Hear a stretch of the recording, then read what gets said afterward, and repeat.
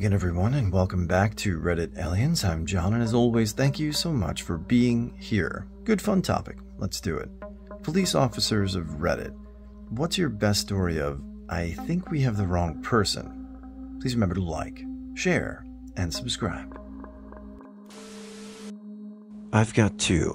From 25 years ago when I was a cop. One on one side of the badge and one from the other. The first, I got assigned to warrant service to pick up a wanted felon. Mr. Robertson was 6 feet tall, 250 pounds, long red hair, bushy red beard, and lived at, let's say, 123 Elm Street. Pretty distinctive dude.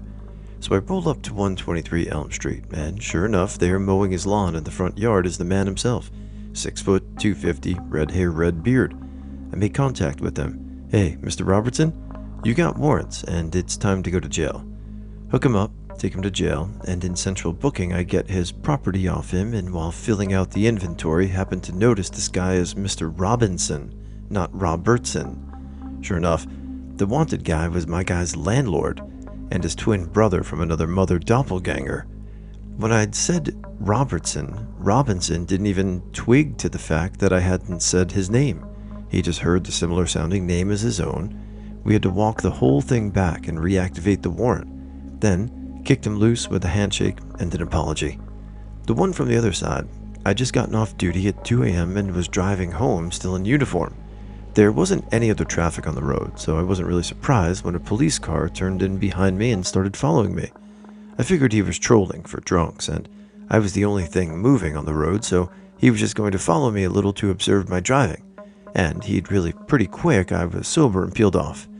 Instead, another patrol car joined him, and another. And another. Then all four lit me up and spread out behind me, blocking the road in a full felony stop. Well, this just got interesting. They went through the whole procedure, and I carefully followed their instructions. When they finally got me out and saw my uniform, they just stopped for a few seconds while I was trying to figure out just what the hell was going on. Then 3 of the officers got in their cars, turned off their lights, and took off, while the original officer told me I could put my hands down and explained what was going on. My car was a spot-on match for the suspect vehicle in an armed robbery and shooting that had just occurred right up to the road. I'd driven right by the scene before the cops even got there a few minutes before the officer in the next district spotted me and thought I was the suspect. It was an interesting night. 2 of my colleagues, murder squad detectives, attended custody to meet a defendant answering bail. When they arrived at the custody desk, there were a couple of people hanging around, waiting for their solicitors. They told the custody sergeant they were there for insert name, and he pointed one of the guys out. They went up and introduced themselves and said that they would have been questioning him at another station, so all 3 got in the car and headed off.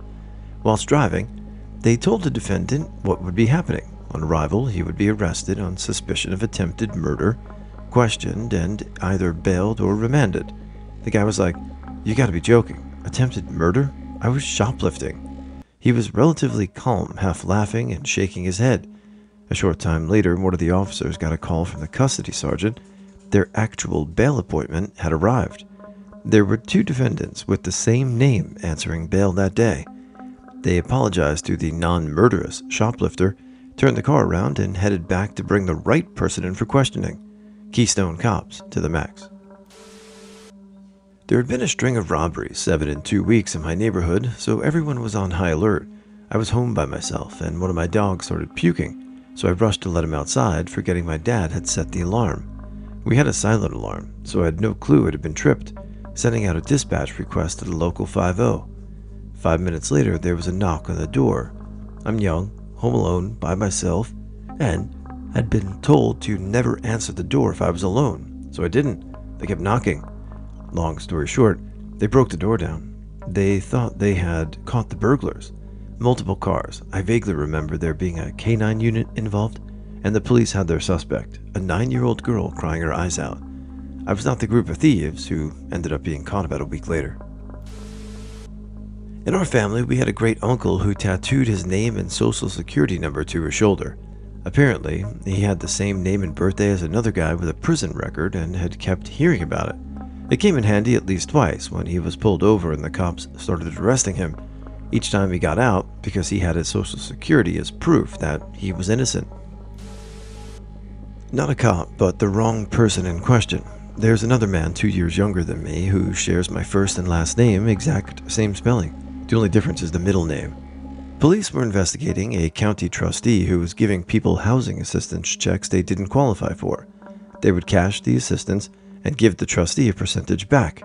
One of the civilians being investigated was the other guy. A plainclothes cop in an unmarked car shows up with a female holding a clipboard, identifies himself as a state trooper, and within 5 minutes is asking me for copies of my bank records. He's threatening to subpoena if I don't comply. This isn't the first time I've been mistaken for him. I used to get his mail all the time, and I even asked if they were looking for me or the other guy, pointing out our different middle names. I got really suspicious really fast. A high-pressure situation demanding access to my financial records, threats of subpoenas and further legal action, so I started to doubt this was an actual police officer and was in fact just a scammer.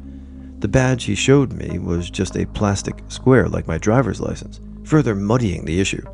I told him I wanted to speak with the police and called dispatch.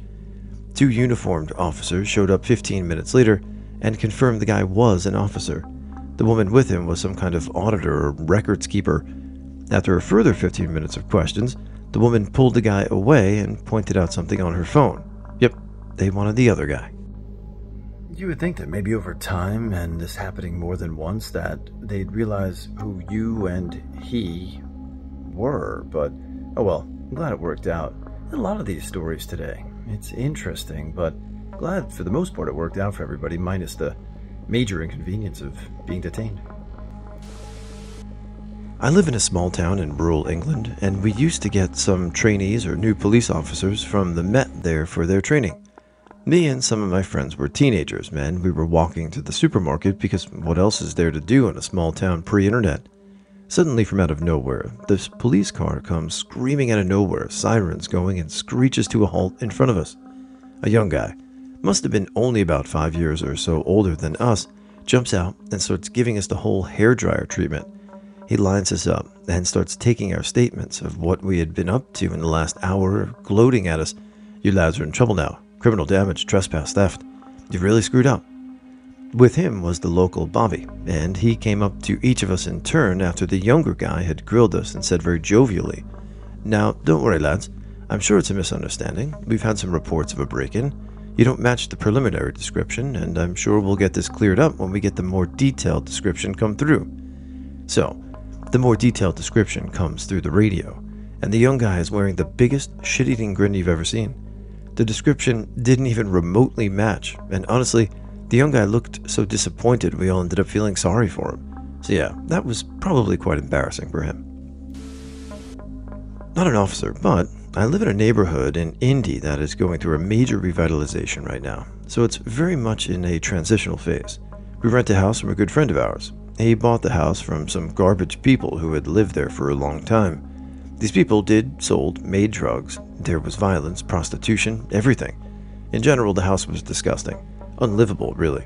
Just the worst. Well, the scumbags who lived here still try to use our address even after 5 years. About a year and a half ago, one of the dudes used our address to renew his driver's license at the BMV. He even had the audacity to leave a note for us to call him when the license came in. Fast forward a few months, around Christmas time, we were all sitting down watching TV when we get a knock on the door. My husband answers it, and it's a SWAT team with guns drawn. They see my husband, who does not look like a methed-out crackhead, and inside are our 2 little boys, my parents, and me, musing our baby, plus the Christmas tree, and all the lovely trappings of our home. They immediately put their guns down, and my husband and I have a lovely chat with them. Yeah, they had our house surrounded, guns drawn, the whole shebang, looking for the dude who was wanted on some kind of violent felony. We were pissed at this dude, who I referred to as Big Nasty. I'm not a cop, but my mom had a story for this to happen to her. Basically, it revolves around the show America's Most Wanted. A woman who looked almost exactly like my mom was featured on the show. She had the same hair, same face, and the kicker, same name. They even showed my mom's actual information, which I won't list here as being the criminals. The story ended like every story in that show does. If you have any information regarding the whereabouts of this dangerous criminal, please call this number. Now on to my mom's perspective. She was just sitting at home on a Saturday night alone as she lived alone. She was reading a Stephen King book when she hears some commotion coming from the hallway. She ignores it, lots of yelling. She had not seen the show, which painted her as a criminal. Then suddenly, bam! Her door is knocked down in an instant. About 10 cops flood into her one-bedroom apartment and she's arrested. She explained they had the wrong person. They claimed everything matched. Social security matched, DNA matched, name matched, photo resemblance matched. It turns out the woman was basically stealing my mom's identity and intentionally making herself look like my mom. The end result is that when they created a profile for the criminal, they used my mom's information to start with. So when they arrested my mom, of course, the information matched. It was her information originally. They kept her in jail for 2 weeks. It wasn't until they took fingerprints from the scene of a crime they said she committed and the prints didn't match that they realized she wasn't the criminal. It's scary to think if they had used her profile prints rather than the crime scene prints as the set to compare to, that she would have been in jail today still. It was basically a life sentence. Since everyone else isn't a cop, I was 16 and worked at a golf course mowing lawns and such. We got a call at home from the cops that said I'm a suspect in a hit-and-run accident because my plate numbers were on the car that drove away without stopping. The cops said the car was maroon colored, my car was gray. We told them and figured that was that. The next day at work, there was a minor accident. A dumbass coworker pulled a metal rake too hard and the rack holding it came down onto my forehead. It wasn't a deep wound, but it bled a lot. My boss took me to the ER to get my head super glued and to be safe, took me home too. Thus, my car stayed at the golf course. That evening, a cop comes by and finds me with the head wound and my car is missing. I look quite guilty. By sheer luck, the cops call someone after talking to my parents and discovered they got the guy and the plate numbers were close. I probably would have been arrested. Obligatory, not a police officer, but I travel frequently across the Canada-US border, sometimes by bus. On one bus trip, the whole bus was held up by one woman who was pulled back to be interrogated. An hour later, she gets back in the bus announcing that there was a person on the most wanted list with her same name. However, that person was a 5'4" white male, and she was a relatively tall, probably 5'10"-ish black woman. It took them an hour of interrogating her to realize they had the wrong person. Police stopped me once and asked me to get in the car because I fit the description of someone they were looking for, but they checked my ID and everything was cool. I asked them if they'd drop me home while I'm in the car and said it'd be hilarious if they came to the front door with me to freak my mom out. She came to the door, and as soon as she saw the police, her face went angriest I've ever seen. It was hilarious. I was a curious little kid. My father stopped at a local liquor store to grab a bottle of wine, and I was poking around. The door to the office was unlocked, and I wandered inside, sat in the chair, and spun around a few times, got bored, wandered out.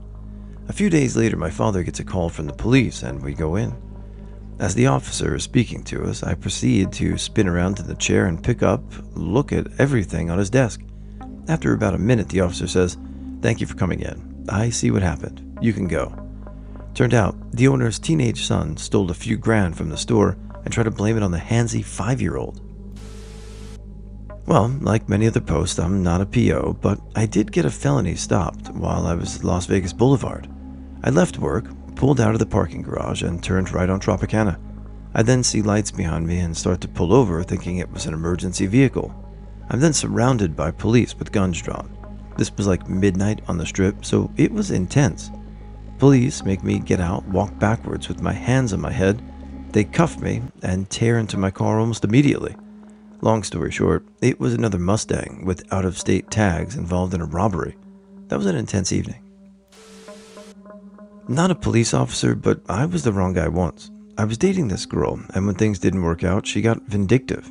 She had a copy of my car insurance and got a guy friend to pose as me to call the police and report my vehicle stolen.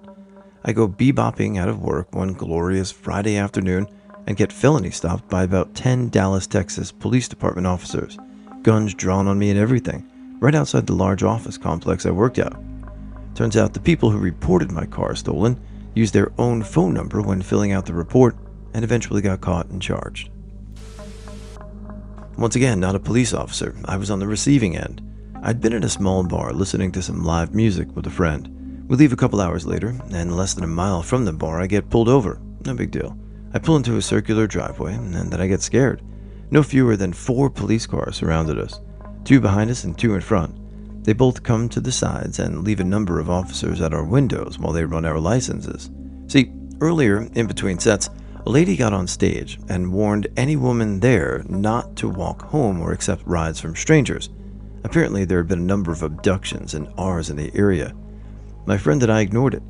We were not alone, and we were not women. Finally, the cops gives us our identification back and tells us we matched the description of the artists. Didn't say how they determined it wasn't us, but apologized and sent us on our way. It wasn't until the next day we realized just how bad that could have been. Obligatory not a cop.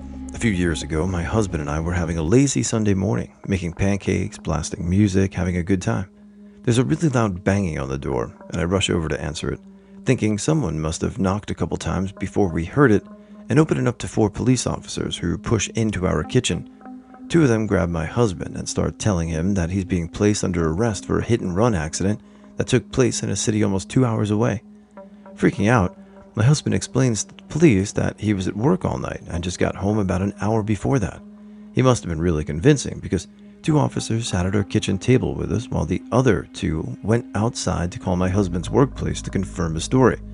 Turns out, a car that we had sold about a year before that was involved in an accident that hit 3 parked cars, and a woman the night prior. Woman had minor injuries, thankfully, but the driver was nowhere to be found. There was a clear video of our old car smashing into parked cars, hitting pedestrian, and a man jumping out of it shortly afterwards.